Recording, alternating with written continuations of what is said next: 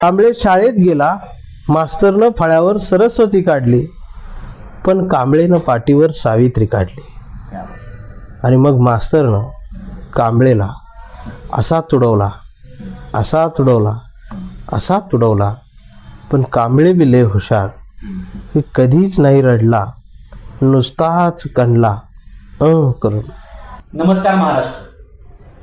आपण बालकवी, रानकवी, मुलाफुलांचे कवी अशा मोठमोठ्या कवींची टोपण नावं ऐकलेली आहेत. पण आज आपल्यासोबत एक असे कवी आहेत की ज्यांची कविता ऐकल्यानंतर किंवा ज्यांची कविता समजून घेतल्यानंतर रक्त सळसळतं, मन मेंदू मनग हे विचारानं दंगल करायला लागतं.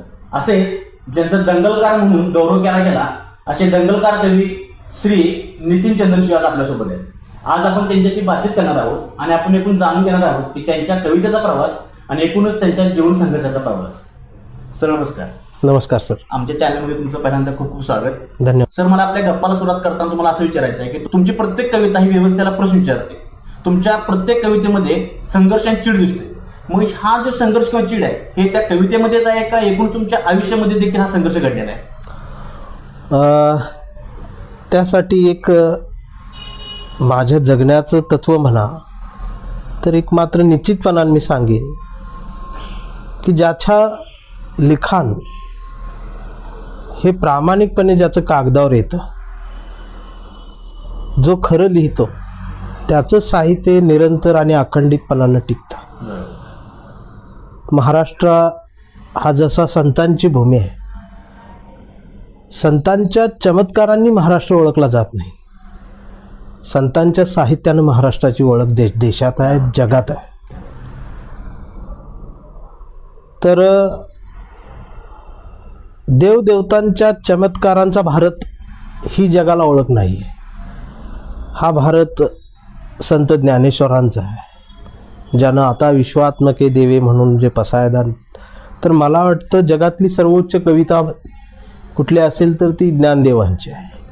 मग हे संत आहेत तर हे कवी आहेत आणि त्यांनी जे भोगलंय तेच लिहिलंय. पण आताच्या काळात मी एक निश्चितपणे थोडासा वाक्यात बदल करेन की जगण्यात आणि लिहिण्यात अंतर फार कमी असावं, नसावं असं म्हणता येणार नाही, पण ते अंतर फार कमी असावं.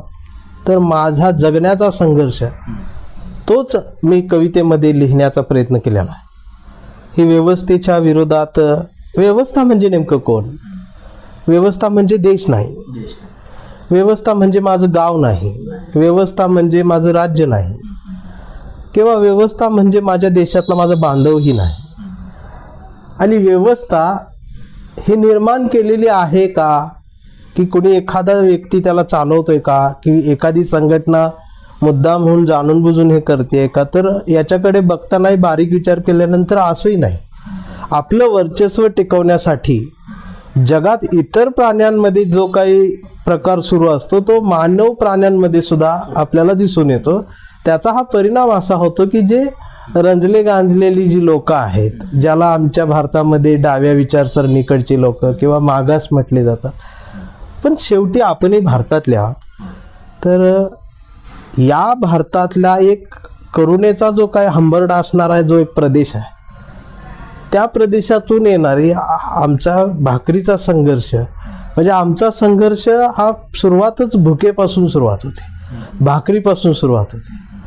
मग हा टोकाचा संघर्ष प्रत्येकाच्या वाट्याला आहे, पण भुकेचा संघर्ष हा जास्त दाहक देतो. आणि ती पोटातली भूक ज्या वेळेला तुमची त्या पद्धतीने भागत नाही त्यावेळेला त्या प्रदेशातला एक हुंदका आक्रोश होऊन कागदावर येऊ पाहतो, शब्द त्याला सामावून घेतात. पुण्यामध्ये गेल्यानंतर दिवसा कॉलेज असायचं, नाईटला मी दुपारी 2 वाजेपर्यंत कॉलेज करून 2 नंतर मग वॉचमॅनचं काम कर, कुठं भाजीपाला विक, कुणाच्या तरी हातगाडीवरती थांब, हे असले कामं करून पुण्यात थांबायला लागलो. आणि पुण्यातल्या खडकी रेल्वे स्टेशनला मी रात्रीचं झोपायला जात होतो. तर त्या खडकी रेल्वे स्टेशनवरती एक उंच असणारा आणि बच्चनसारखी दिसणारा थोडक्यात.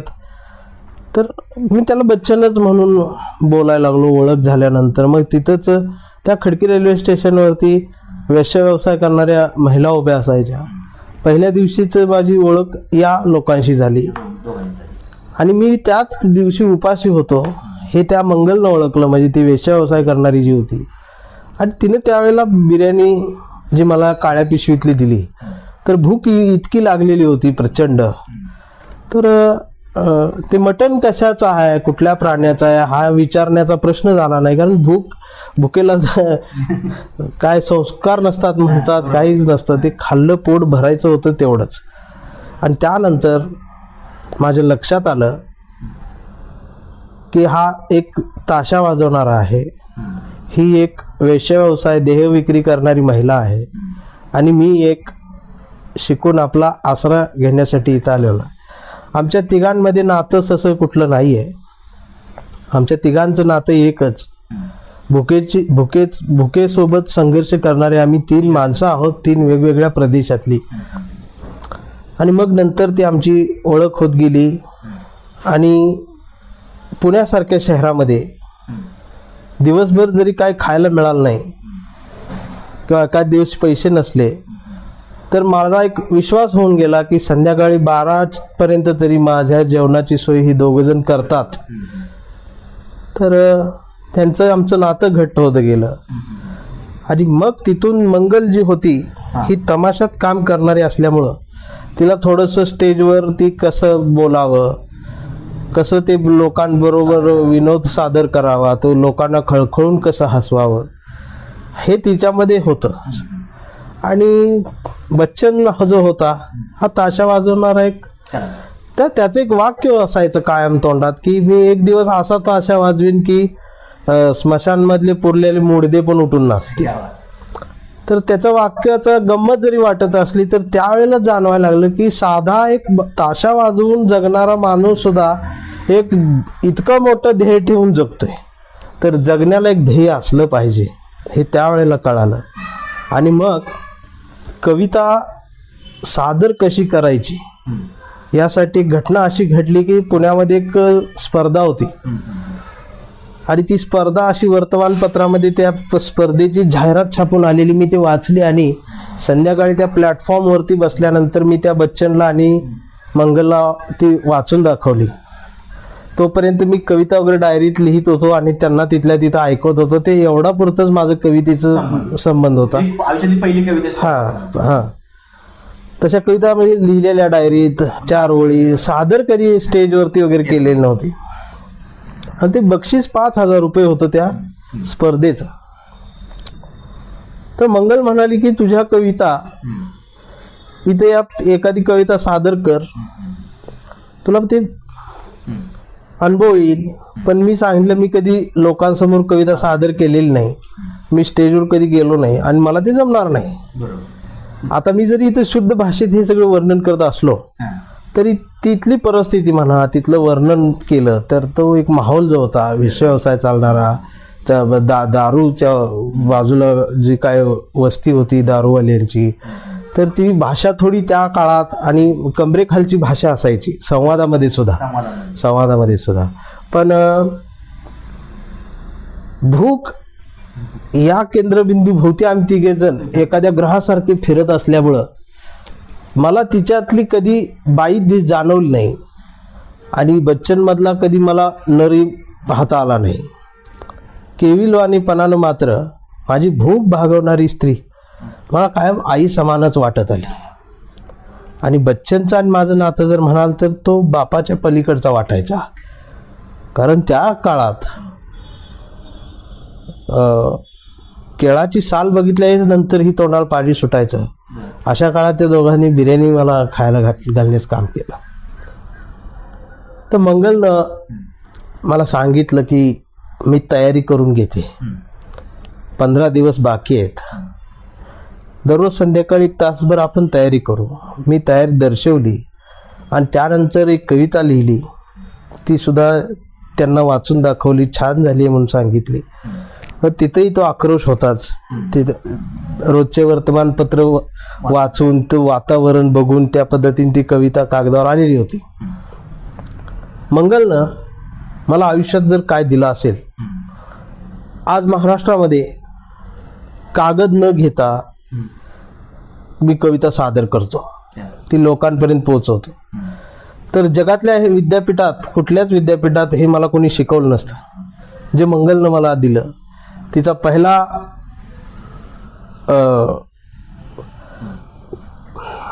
तिचा सांगणं असायचा, उपदेश असायचा की तुमची कविता ही तुम्हाला तोंडपाठच पाहिजे. तुम्ही जे लिहिताय तो लिहिलेला तुम्ही जन्माला घातलेला प्रत्येक शब्द हा तुम्हाला तोंडपाठ असला पाहिजे आणि तो लोकांपर्यंत पोहोचवता आला पाहिजे. नुसतंच बाळ घालून जन्माला चालत नाही, तर ते वाढवण्याचं कामही तुम्हाला करावं लागतं.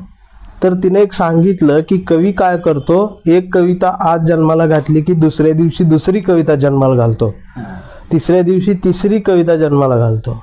एक तमाशात नाचणारी बाई मला जगातलं फार मोठं तत्वज्ञान सांगत होती. आणि तिसरी कविता जन्माला घातल्यानंतर पहिली कविता ही तशीच झाकून ठेवतो. म्हणजे त्या पहिल्या मुलाचं वाढ होत नाही.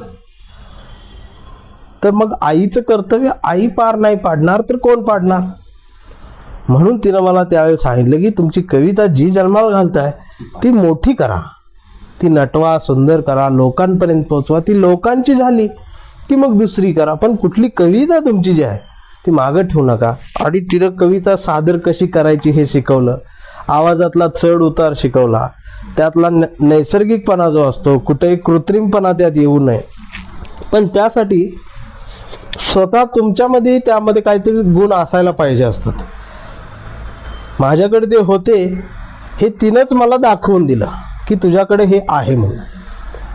आणि मग एक भारत माझा देश आहे, मग तुम्ही स्पर्धेला गेला आणि ती कविता सादर केली आणि ते स्पर्धेत मी जिंकलो.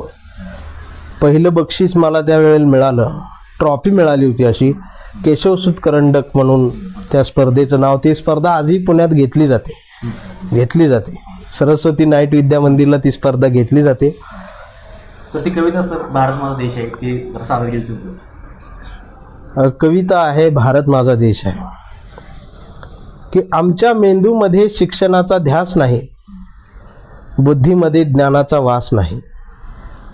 आमच्या मेंदूमध्ये शिक्षणाचा ध्यास नाही, बुद्धीमध्ये ज्ञानाचा वास नाही. अडाणी नाही आम्ही, थोडेफार शिकलो. 1ली ते 10वी रोज प्रतिज्ञा बोललो, भारत माझा देश आहे. 1ली ते 10वी रोज प्रतिज्ञा बोललो, भारत माझा देश आहे. काही नाही हो, सगळे पोलिओचे डोस जेव्हा आम्हाला कळत सुद्धा नव्हतं तेव्हापासून पितो आहे. भारत माझा देश आहे. इथे येऊन बघा, प्रत्येकाच्या तोंडाला फेस आहे. सारे भारतीय माझे बांधव आहेत, कौरवांनाही लाजवतील असे चारा खाऊ पांडव आहेत. विस्तवासारख्या दंगली होतात, इथं प्रत्येक हाताला काम आहे. कारण बाबरीच्या ढिगाऱ्या खालून बुद्ध गायब झाला आणि अजूनही तिथं राम आहे. भाकरी मागणाऱ्यांचा आवाज आज एकाकी पडतोय आणि जगाच्या नकाशात माझा देश ढसाढसा रडतोय. विविधतेने नटलेल्या परंपरांचा अभिमान वाटतो. इथं चौकात भांडणं लावणारा नारायण भेटतो. पालक, गुरुजन आणि वडीलधाऱ्यांचा मान ठेवून सांगतो, रिटायर व्हा रे बुड्ढ्यांनो, आता आम्ही आमचं पाहतो. कारण इथं भाकरी मागणाऱ्यांचा आवाज आज एकाक पडत चाललाय आणि जगाच्या नकाशात माझा देश ढसाढसा रडत चाललाय. असं ज्या कवितेमध्ये ती कविता त्यानंतर जसं वातावरण येईल तसं शेवट त्याचा वेगवेगळ्या पद्धतीनं मंचावरती सादर होत असतो. पण मूळ गाभा असणारी ही कविता ही त्यावेळेला एवढीच होती. सर तुमच्यात अशा अनेक कविता आहेत, म्हणजे तुम्ही म्हणता त्याप्रमाणे की हे 9 ते 10 वर्षाचा प्रवास आहे, यामध्ये तुम्ही 100च्या वर देखील कविता करू शकला नाही. कारण की 60 ते 70च्या आसपास तुम्ही आता कविता केल्यात फक्त. बरं. तर तुमच्या म्हणण्यानुसार की कविता करणं हे सोपं नाही. एका बाळाला जन्म दिल्यासारखं आहे ते बाळ मोठं केलं पाहिजे, वाढवलं पाहिजे. तुमची प्रत्येक कविता आज महाराष्ट्रात गाजलेली आहे. त्यातलीच एक सर कविता आहे कांबळे नावाची. ती कांबळे नावाची कविता तर खास करून विशेष करून महाराष्ट्रात गाजली. तर ती कविता तुम्ही सादर करावी अशी विनंती आहे. नक्कीच ते कविता सादर करायला मलाही आवडतं. हे कवितेचं नाव आहे आमचा कांबळे. हे आमचा कांबळे. कांबळे शाळेत गेला, मास्तरनं फळ्यावर सरस्वती काढली. कांबळे शाळेत गेला, मास्तरनं फळ्यावर सरस्वती काढली, पण कांबळेनं पाटीवर सावित्री काढली. आणि मग मास्तरनं कांबळेला असा तुडवला, असा तुडवला, असा तुडवला, पण कांबळे बी लय हुशार. कधीच नाही रडला, नुसताच कणला करून. कांबळे वयात आला, कांबळे विशीत आला, कांबळे मिशीत आला, आणि कांबळे प्रेमात पडला. मग तिने विचारली त्याची जात. कांबळे म्हणाला, वेडे माणूस, माणूस माझी जात, प्रेमात कसली आली जात. मग तिनं पण कांबळेला असा तुडवला, असा तुडवला, असा तुडवला, पण कांबळे बी लय हुशार. कधीच नाही रडला, नुसताच कणला करून. हे कांबळेचं लग्न ठरलं. घरचे म्हणाले मुहूर्त पहा. कांबळे म्हणला जमणार नाही. कुणीतरी सांगितलं सत्यनारायण. कांबळे म्हणला पटत नाही. नातेवाईक म्हणाले जागरण गोंधळ. कांबळे म्हणला चालणार नाही. मग घरच्यांनीच कांबळेला असा तुडवला, असा तुडवला, असा तुडवला, पण कांबळे बी लय हुशार. कधीच नाही रडला, नुसताच कणला करून. कांबळे पुरोगामी चळवळीत आला. कांबळे फुले शाहू आंबेडकरांच्या चळवळीत आला आणि ह्या चळवळीचा सगळा इस्कूट बघितला. गट तट दिसले, अनेक संघटना विखुरल्या गेलेल्या दिसल्या. कांबळेला वाईट वाटलं आणि कांबळे सर्वांना म्हणाला, सगळ्यांनी एकत्रित या, एकत्रित या, एकत्रित या. हा देश समजून घ्या, फुले शाहू आंबेडकर समजून घ्या, शिवाजी महाराज समजून घ्या. पण सगळे एकत्र आले आणि एकत्र येऊन कांबळेलाच असा तुडवला, असा तुडवला, असा तुडवला. हे कांबळे कधीच नाही रडला, नुसताच काढला करून. परवा कांबळेच्या मुलानं कांबळेला विचारलं, पप्पा शिवाजी महाराज कोण होते? फुले शाहू आंबेडकर ही काय भानगड? संविधान काय चीज आहे? आता मात्र कांबळे चिडला आणि त्यानं पोरालाच असा तुडवला, असा तुडवला, असा तुडवला, पण चिरंजीव कांबळे बी लय हुशार. तो पण नाही रडला, नुसताच कणला करून. आणि आता कांबळे वेडा झालाय, वेड्यांच्या दवाखान्यात असतो. आता कांबळे वेडा झालाय, वेड्यांच्या दवाखान्यात असतो. कांबळे वेड्यासारखा बडबड करत असतो. कांबळे हंबरडा फोडत असतो. कांबळे आक्रोश करत असतो. पण कांबळेच्या मांडीवर संविधान असतं आणि हातात तिरंगा असतो. आणि डॉक्टर सुद्धा कांबळेला शॉक देऊन तुडवत असतात. पण कांबळे कधीच नाही रडत, तो नुसताच कणतो करून. असा कणणारा कांबळे जोपर्यंत जिवंत आहे तोपर्यंत ह्या चळवळी जिवंत आहेत, हा देश जिवंत आहे. आणि असा कांबळे प्रत्येक गावागावात तुम्हाला बघायला मिळतो, अनुभवायला मिळतो. त्या बाबतीत सर एकदम जबरदस्त कविता आहे. आणि सर ह्याच कवितेला जोडून मला पुढं असं म्हणावं असं वाटतं की कांबळे नुसताच कणला, तिथंच खरा कांबळे गणला. कांबळे नुसताच कणला, तिथंच खरा कांबळे गणला. कांबळेनं कणायला नको पाहिजे होतं, कांबळेनं गांडायला नको पाहिजे होतं. कांबळेनं त्याला ज्यांनी तुडवलं त्यांनाच तुडवलं असतं, तर कांबळेला ज्यांनी तुडवलं त्यांनाच त्याने तुडवलं असतं, तर कांबळेला हे भोगावं लागलं. भोगावला. मिरजेला एक दंगल आम्ही लहान असताना झालेली होती. त्यावेळेला दंगल नावाची मी एक कविता लिहिली. त्यानंतर ती एका कवी संमेलनामध्ये सादर केली. उस्मानाबादला उर्सात ते कवी संमेलन होतं. आणि त्यानंतर दुसऱ्या दिवशी ते पेपरला बातम्या अशा होत्या की दंगल कवितेनं दंगलकारांनी जिंकली परांड्याकरांची मने. आणि मग नितीन चंदन शिवे यांना दंगलकार म्हणून आता आम्ही ओळखायला लागलोय असं. तर ते मला सुरुवातीला थोडंसं खटकलं, ते नाव आवडलं नाही की हे असं नाव कसं असू शकतं. परंतु नंतर लक्षात आलं की हे नाव सुद्धा खूप काही माझ्यासाठी चांगलंही होऊ शकतं आणि वाईट होऊ शकतं माहीत नाही, परंतु आज अख्खं महाराष्ट्र या नावानेच ओळखलं. नावानंच ओळखलं जातं. मग नंतर त्यातून गेलो. पण दंगल कविता ऐकायला आवडेल. हो, नक्की नक्की सर. हे कवितेच नाव आहे दंगल. की इयत्ता 7वीला असताना शोएब माझा दोस्त होता. घराजवळ घर होतं, काळजाला उघडं दार होतं. घराजवळ घर होतं, काळजाला उघडं दार होतं. माझी आई त्याची आम्ही, माझा बाबा त्याचा आब्बा, रोज ये जा करायचा कालवणाचा डब्बा. तो दिवस आठवतो अजूनही स्पष्ट.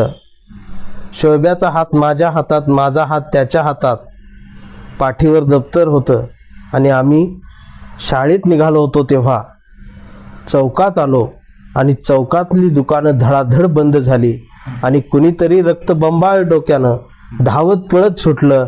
दंगल झाली, दंगल झाली, दंगल झाली. आम्ही घाबरून एका टपरीआड दडलो तेव्हा, आम्ही घाबरून एका टपरीआड दडलो तेव्हा तेव्हा बघितलं माणसं माणसांना कापत होती आणि एकमेकांची जात धर्मासहित तापत होती, आणि एकमेकांची जात धर्मासहित तापत होती. तेवढ्यात शाळेचं गेट बंद होताना दिसलं. तसा शोएब्या आनंदानं उड्या मारत बोल्या, कालिया ये दंगल इतनी अच्छी भी होती है क्या? देख ना दंगल ने तो कमाल कर दिया, स्कूल का गेट ही बंद कर दिया. छुट्टी मिली है, चलना वाड्या में जाके मच्छी पकडेंगे. आम्ही धावत पळत ओढ्याकाठी आलो तेव्हा, आम्ही धावत पळत ओढ्याकाठी आलो तेव्हा ओढ्याच पाणी लालभडक झालेलं. लालभडक पाण्यात पाणावलेल्या डोळ्यांनी पाहत शोएब्या हुंदक्या देत बोल्या, कालिया ये दंगल इतनी गंदी भी होती है क्या? ये दंगल दंगल क्या होता है? मी म्हणालो, शोएब आमची माणसं तुम्हाला मारतात, तुमची माणसं आम्हाला मारतात. शोएब म्हणाला, कालिया फिर आज आपण भी दंगल दंगल खेलेंगे. मी म्हणालो, शोएब्या दंगल दंगल सच्ची झाली पाहिजे. तुमची टाळकी फुटली पाहिजेत, आमची डोकी फुटली पाहिजेत. तू तेरे आदमीला, मी माझी माणसं आणतो.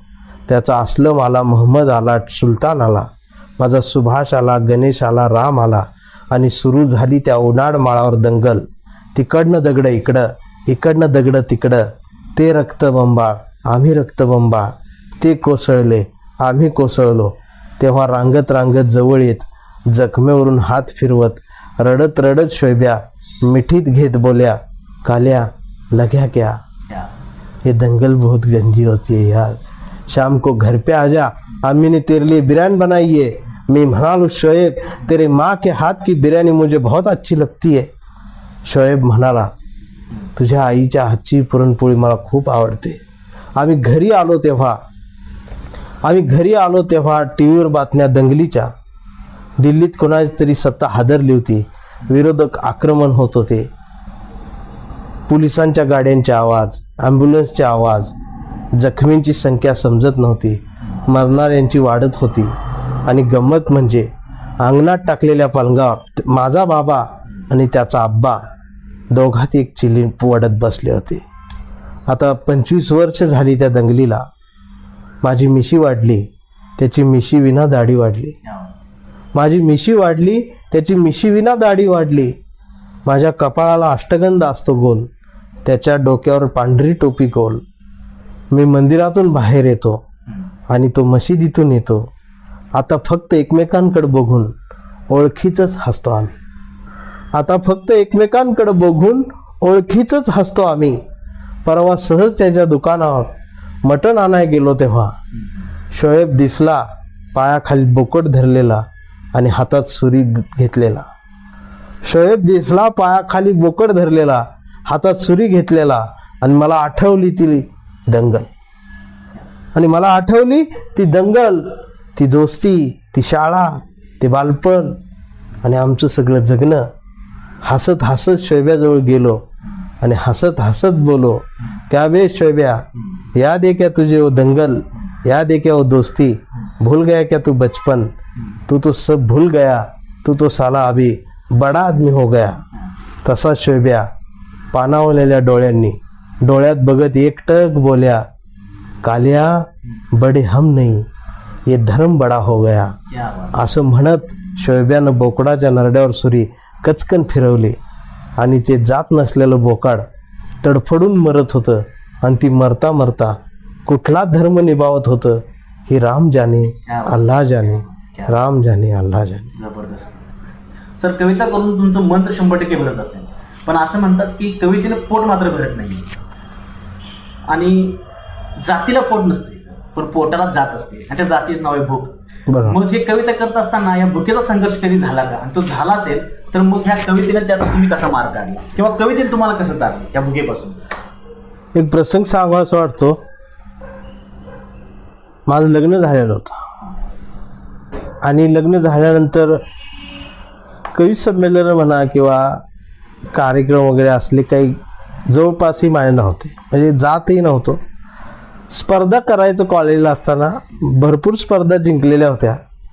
त्यानंतर एक वय झाल्यानंतर स्पर्धेलाही जाता येत नाही, बरोबर. आणि लग्न झाल्यावर तर जातच येत. मी पुण्यात एका कंपनीमध्ये कामाला होतो आणि मला आठवते माझ्या पत्नीला 7वा महिना सुरू होता, दिवस केलेले होते, आणि मी थोडंसं युनियनमध्ये असल्यामुळं युनियनचा आणि कंपनीच्या व्यवस्थापन समितीचा काहीतरी संघर्ष झाला. आणि युनियनमध्ये जे काही कामगार आहेत त्यांचा पगार थांबवला, त्यात माझाही पगार थांबला. आणि पगार थांबला की सगळंच थांबतं. आणि 3 महिने पगार झालाच नाही. माझ्यावर थोडंफार जे काय होतं त्यावरती 3 महिने मी चालवत आणले होते. आणि पगार या आठवड्यात होईल, पुढच्या आठवड्यात होईल, ह्या 2 दिवसात होईल, अशी फक्त चर्चा आमच्या कामगारांमध्ये व्हायची, पण पगार काही झाला नाही. आणि तो दिवस आठवते मला अजूनही.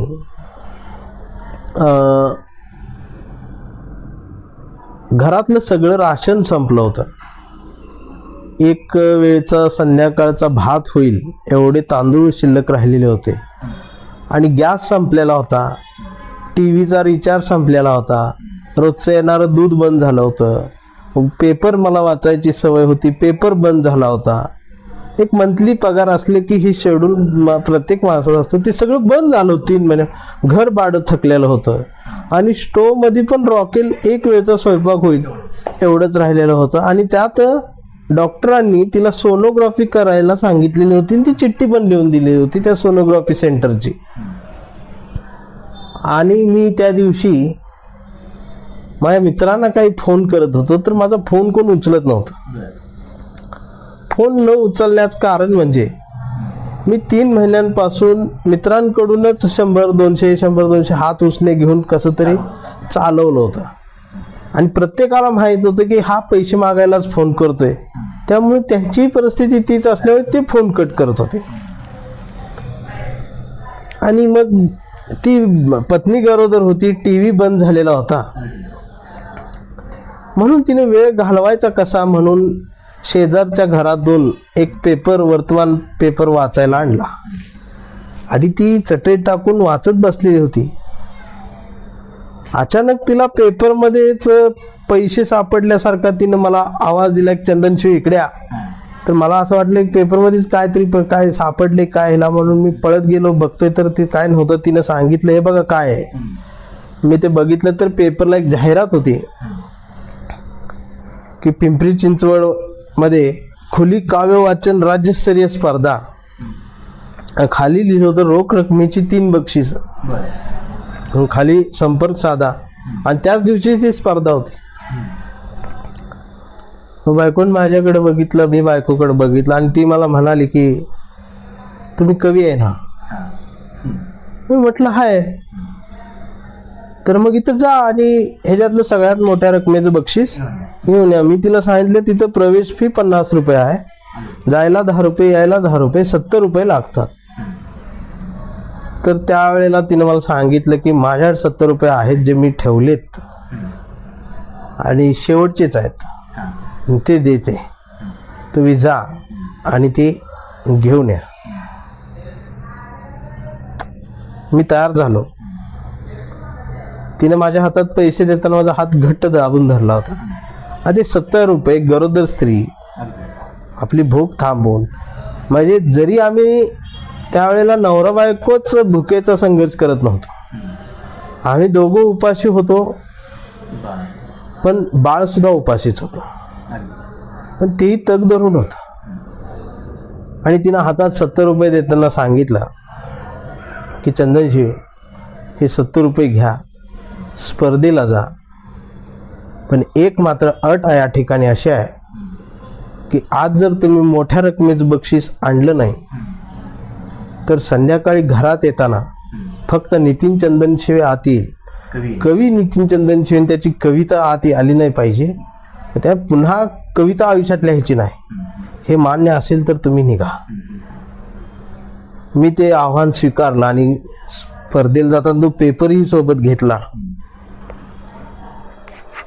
रविवार असल्यामुळं पेपर बरोबर पुरवणे आलेल्या होत्या, पण त्याच लोकमतला त्या दिवशी त्या वर्तमान पेपरला मंगला बनसोडे यांच्या जीवनावरती एक लेख छापून आलेला होता. तो पान भरून होता. मग त्या जाता जाता अर्ध्या तासाच्या प्रवासात तो लेख मी बसमध्ये वाचला आणि एक तमाशा कलावंत स्त्रीचं आयुष्य मी, आणि तो लेख इतका सुंदर असल्यामुळं, वाचनीय असल्यामुळे मी त्यात मग्न झालो. आणि स्पर्धेला कविता कुठली म्हणायची हे ठरलेलं नव्हतं, पण त्याच वेळेला मनातल्या मनात एक कविता तयार झाली जातानाच तो लेख वाचल्यानंतर की. आणि ते मंगला बनसोडेंचा तमाशाचा फड जळालेला होता आणि त्यांच्या सगळे त्या टीमचं उद्ध्वस्त झालेलं होतं, त्यावरती ते लिहिलं होतं एका लेखकानं. आणि त्या लेखामध्ये लिहित असताना तमाशा नाचणाऱ्या बाईचं वर्णन करणाऱ्या बऱ्याच ओळी, म्हणजे त्यांचा अनुभव, ती कविता सुचत गेली त्या बाईच्या आयुष्यावरची. आणि ठरलं की स्पर्धेत आता हीच सादर करायची. मग ती कविता पाठच केली. बसमधनं उतरलो, तिथं गेलो, स्पर्धा होती तिथं, 50 रुपये भरले आणि मी स्पर्धेत भाग घेतला. दुपारी ब्रेक होता. ब्रेकमध्ये प्रत्येक स्पर्धकाला 2 समोसे आणि 1 कप चहा होता. तर ते 50 रुपये त्याचे घेतलेले होते. मला भूक लागली होती. मी ते आदाशासारखे समोसे आणि चहाचा कप घेतला आणि लक्षात आलं की आपल्याला हे जे 50 रुपये आपल्या पत्नीने दिलेत ते फार विश्वासाने दिलेत आणि ती उपाशी आहे आणि आपण कसं काय इथं खायचं.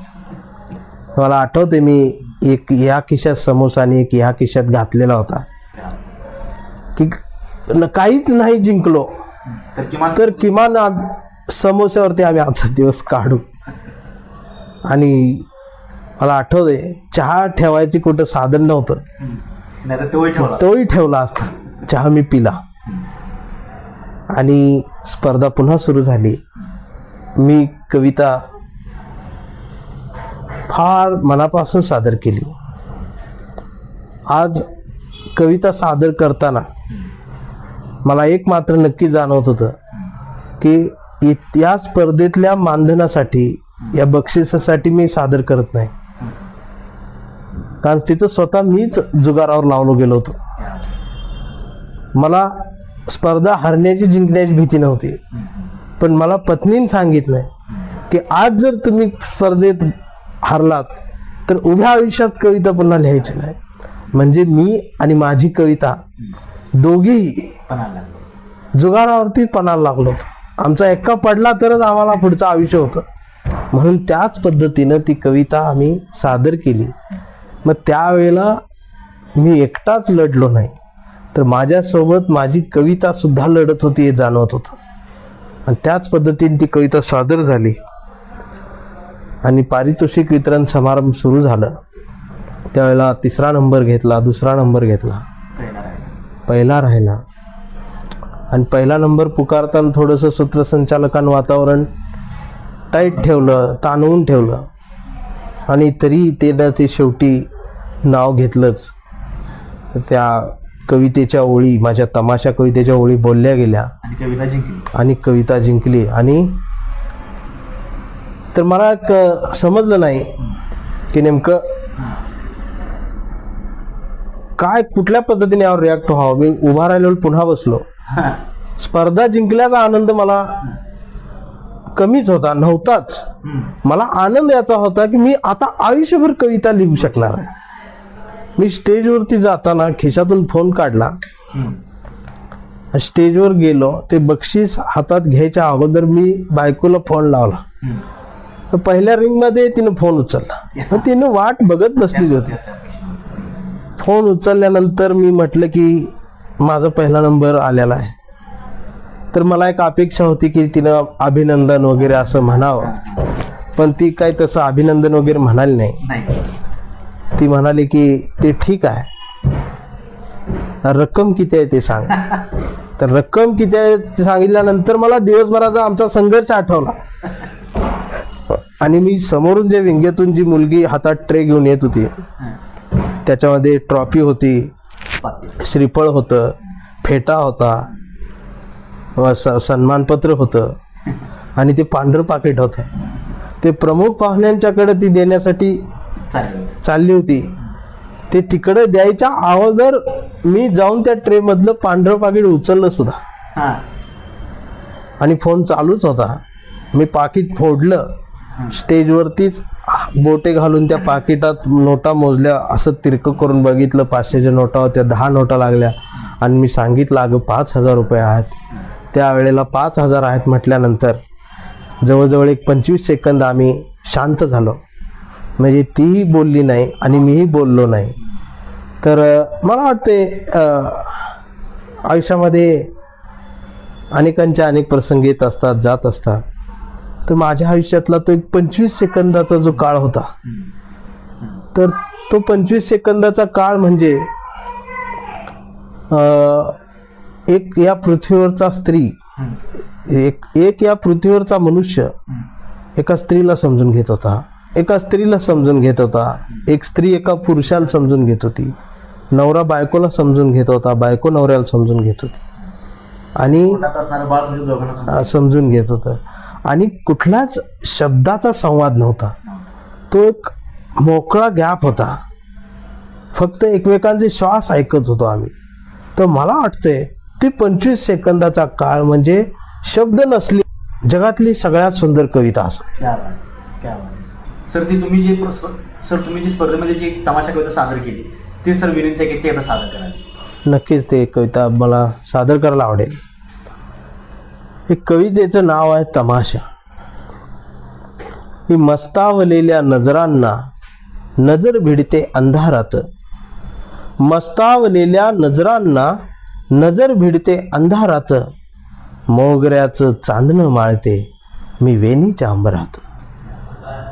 ही शाहिराची ती लावणी, ही शाहिराची ती लावणी, बेधुंद ओठांवरती कत्तल करते काळजाची, आणि पेंगत पेंगत धांदल उडते झाडावरच्या पाखरांची. कधी मी राधा कृष्णाची, कधी मी राधा कृष्णाची, कधी मी मुरली वाघ्याची, गवळणीतली मावशी होते आणि रात्रभर गंमत करते नाचायची. मध्याणीचा चंद्र आता दूरवर भाकरीसारखा दिसू लागतो. मध्याणीचा चंद्र आता दूरवर भाकरीसारखा दिसू लागतो. ओल्या चिंब चोळीत माझ्या खट्याळ वारा झोंबू लागतो. हळूहळू उतरतात मग पायामधून चाळ, हळूहळू उतरतात मग पायामधून चाळ, आणि धावत धावत कुशीत येतं माझं भुकेलेलं बाळ. आग विझवते त्याच्या पोटाची, आग विझवते त्याच्या पोटाची, मग धावत जाते ओढ्या काठी त्या पाणवट्याला भेटण्यासाठी. चंद्राला पाहून वाटे लाज, मग हळूच जाते झाडीत दाट. पांडुरंग मग येतो ओठी, मी हळूच सोडते चोळीच्या गाठी आणि उतरते पाण्यात स्वतंत्र होऊन खेळण्यासाठी. दगडाची एक चेप घेऊन मी खरडत बसते अंग, दगडाची एक चेप घेऊन मी खरडत बसते अंग. चिकटलेल्या नजरा काढते ज्यांनी रात्रभर केला विनयभंग. घासून घासून अंग दगड लाल भडक होतो, घासून घासून अंग दगड लाल भडक होतो. बोलणाऱ्या मोगऱ्याचा गजरा मुका होतो आणि पांढरशुभ्र चांदणं वाहत जातं दूर दिशी. आता सूर्य उगवतो तेव्हा या दुनियेची बाई कमाल असते. आता सूर्य उगवतो तेव्हा या दुनियेची बाई कमाल असते. रात्री दुनिया माझी हमाल होती, दिवसा मी छिनाल असते. रात्र होते, रात्र होते पुन्हा नवं नाव, पुन्हा नवं गाव. रात्र होते पुन्हा नवं नाव, पुन्हा नवं गाव. अंधारात काळ्या पडतात टाळ्या, बोलते ढोलकी घुंगर पोरकी. फडात पिळतात मिशा, घरी पलंगावर झुरतात उशा. आणि सुरू होतो माझा तमाशा, तमाशा आणि तमाशा. जबरदस्त जबरदस्त. सर, तुम्हाला बऱ्याच ठिकाणी गेल्यानंतर विचारलं जातं की तुमची पहिली कविता कोणती, किंवा तुमची आवडती कविता कोणती, किंवा तुमचा आवडता कवी कोण, असं विचारलं जातं. पण मला या पलीकडे जाऊन थोडंसं वेगळं असं विचारायचं आहे की तुमचा हा कवितेचा प्रवास आहे की जो तुम्ही आयुष्यभर जपणार आहे. तुम्ही आतापर्यंत ज्या काय कविता केल्या असतील, पण ज्यावेळी आयुष्याच्या मावळतील्याकडे तुम्ही जाल त्यावेळी तुम्हाला काय वाटतं, तुमच्या हातून आयुष्यातली शेवटच्या कविता कशा भागत? त्याच दंगलकाराच्या व्यवस्थेविरुद्ध विचारल्या प्रश्नांच्या संघर्षाच्या कविता असाव्या की आणि कुठल्या दुसऱ्या असाव्या, किंवा कशा असतील? त्याबद्दल मला बोलायला नक्कीच आवडेल. हे जे काही चाललंय, माणसापासून माणूस दूर होतोय, जाती धर्माच्या नावाखाली माणूस माणसापासून लांब जातोय, जे दूषित वातावरण होते ते आम्ही जिवंत असतानाच सगळं नीट व्हावं. आणि त्या नीट झालेल्या वातावरणावरती आम्हाला लिहिण्यासाठी थोडासा काळ या निसर्गाने द्यावा. आम्हाला प्रेम कविता लिहायला आवडेल, मैत्रीच्या कविता लिहायला आवडतील, हिंदू मुस्लिमच्या दंगलीच्या कविता लिहिण्यात आयुष्य गेलं. अरे काय वातावरण झालं बघा, आज हिंदू आणि मुस्लिम मैत्री झाली, त्या मैत्रीवर लिहायला आवडेल. म्हणजे दंगलकाराचं नाव शांतताकार असं जरी उपाधी मिळेल तर तुम्हाला आवडेल? आवडेल. म्हणजे दंगल जी आहे ही विचारांची दंगल व्हावी, दंगल ही मैत्रीची दंगल व्हावी, दंगल ही यशाची दंगल व्हावी, दंगल ही संस्कृती मोठी झालेली दंगल व्हावी, दंगल ही उज्ज्वल भारताची दंगल व्हावी. हल्लीच वातावरण बघता, हे सगळं बघता कवितेच्या ओळी ओठावर येतात की सारे धर्म ग्रंथ वाचले, पान चाळताना फक्त एवढीच चूक झाली, बोटाला जिभेवर न्यावं लागलं, मी धर्मालाच थुक्का लावला आणि मी माणूस झालो. परवा घर रंगवताना रंगांचीच फार भीती वाटली मला. लोक हरामी घराचा रंग बघून माणसाची जात ठरवतात, म्हणून मी अख्खं घरच पांढरं शुभ्र केलं. मी जातीला चुना लावला आणि मी माणसात आलो. तर आपली मुलाखत चालू असताना खिडकीतून आपल्याला पाऊस दिसायला लागला, पावसाचं आगमन झालं. तर या पावसात सुद्धा पतंग उडवता आला पाहिजे. या पावसात सुद्धा भिजलेला पतंग इतका उड जावा, त्यावरती मानवता हा शब्द लिहिलेला असावा. त्याचं जे शेपूट असतं त्या शेपटावरती भारताची प्रतिज्ञा दिमाखात आकाशात विहार करत असावी. आणि त्याची जी दोर असावी ती मानवतेनं घट्ट असावी आणि दोर धरणारा हा भारतीय खमक्या असावा. आणि त्यामध्ये वातावरणात जो पाऊस पडेल, हा पाऊस कोसळताना सुद्धा हिंदूंची वस्ती म्हणून कोसळत नाही, मुस्लिमांची वस्ती म्हणून कोसळत नाही. हा निसर्ग सगळीकडे समान न्याय द्यायचा प्रयत्न करतो. उगवणारं पीक सुद्धा मी हिंदूसाठीच उगवतोय म्हणत नाही. उगवणारा सूर्य सुद्धा माझा प्रकाश आता तुम्ही एवढा घ्या आणि तेवढा घ्या असं म्हणत नाही. तर तुम्ही आम्ही कोण आहे हे सगळं वाटून घेण्यासाठी. तुमचं आमची जी खोपडी आहे ते याचा रंग रचना ही एकच आहे, पण आतला मेंदू तुम्ही कुठल्या पद्धतीने वाढवताय ते महत्वाचं आहे. त्या पद्धतीने आपल्याला पुढे गेलं पाहिजे. सर, आता जाता जाता मी तुम्हाला शेवटचा प्रश्न विचारणार आहे. एक कविता आहे माझी मानवतेवरची. ती कविता मला ह्या महापुरुषांसमोर जर संधी मिळाली तर आवडला असता की यावे त्या चार्ली चॅप्लिननं माझ्याकडं, यावं त्या चार्ली चॅप्लिननं माझ्याकडं, धरावा त्याच्या हसऱ्या दुःखाचा कागद माझ्या समोर आणि म्हणावं मला, नितीन लिहिना कविता माझ्या मुक्या जगण्यावर, लिहिना माझी कविता एखाद्या मुक्या जगण्यावर, तुझी बोलकी कविता वाचून कदाचित मला ती समजून घेतील मित्रा.